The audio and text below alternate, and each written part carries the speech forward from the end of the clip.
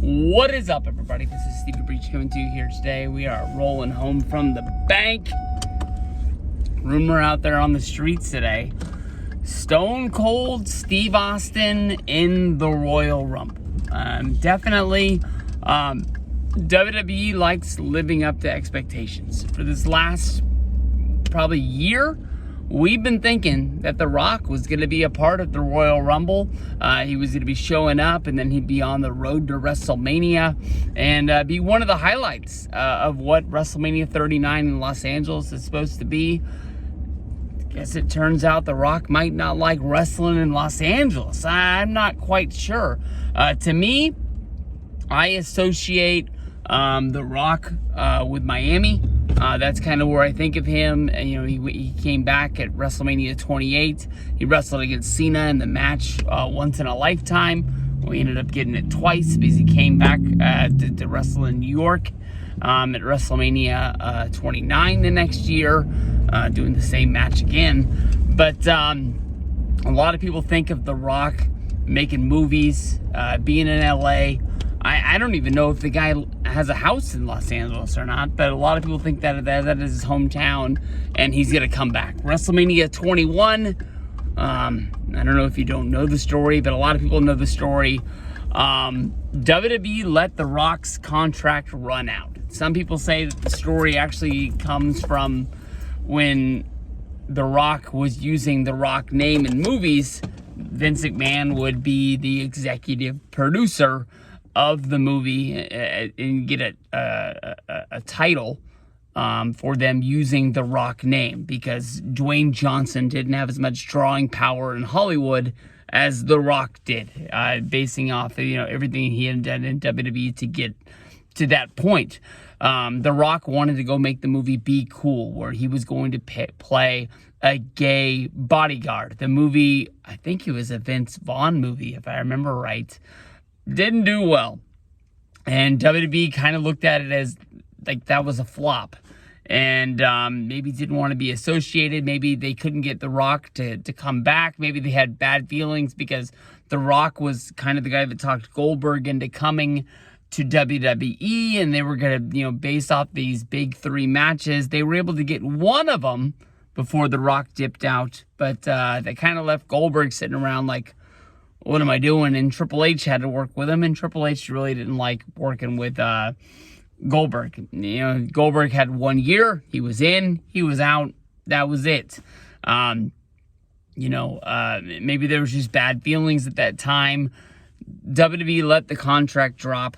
The Rock got hard feelings, and the contract was out there, and he was gone 7 years. We didn't see him again until WrestleMania 27.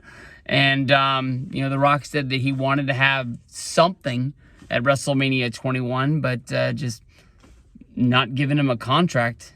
Not paying him for nothing. Maybe not having merchandise for him.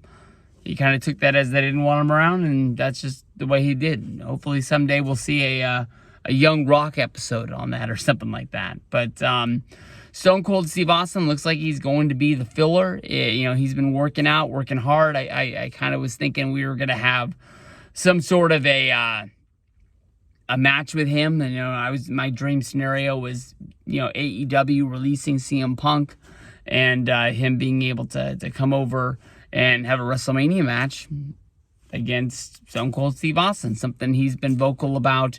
They did the video game commercial at SummerSlam with Jim Ross a couple of years ago. They actually had to tune that back because so many people thought the match was actually going to happen, that they're like, no, we're just trying to sell video games here. But Austin last year was pretty much the biggest thing at WrestleMania. You can say that it was the biggest WrestleMania of all time because they were saying Brock versus Rock, but no, fuck me. It was Brock versus Roman. I apologize.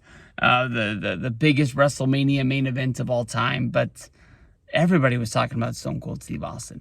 Not only did he do the KO show to end night one, he came back after the Pat McAfee match, had a little stare down with Vince McMahon, I think he even gave a stunner to Pat McAfee, if I remember right, to end that damn thing. But Stone Cold Steve Austin was by far the biggest star. And I thought that they were going to make Kevin Owens the biggest star in the company after that. And I don't know. it didn't work out. But Stone Cold Steve Austin in the Royal Rumble would be huge. If you look at Raw 30, they didn't put him on Raw 30 for some reason. And in my opinion, Stone Cold Steve Austin is the biggest superstar in the history of Monday Night Raw. They gave him a trophy. Well, no, they didn't. They announced him, and Vince McMahon accepted a trophy on his behalf at the 10th anniversary of Monday Night Raw. You know, that is how they won the war against WCW. That is how they didn't, close up shop and become a Northeast territory.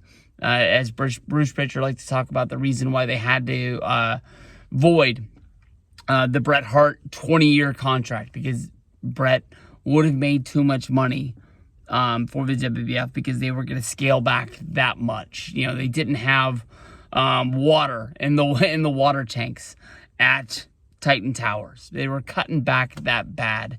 Hell of a story how they became the company they had now. But Stone Cold Steve Austin having the glass shatter at the Royal Rumble, I don't think is that far off. I think that they're going to want to deliver one of the biggest Royal Rumbles of all time, and they're going to want to deliver something to bring one of the biggest WrestleManias of all time. In my opinion, does Stone Cold have to win the Rumble? No. But his character, thinking that, he just defeated Kevin Owens at last year's WrestleMania, maybe he has something left in the tank. Maybe he doesn't have something left to prove, but maybe he just wants to whoop some ass on Saturday, and, joining the Rumble is his way of doing it. I think there's a good chance this could happen.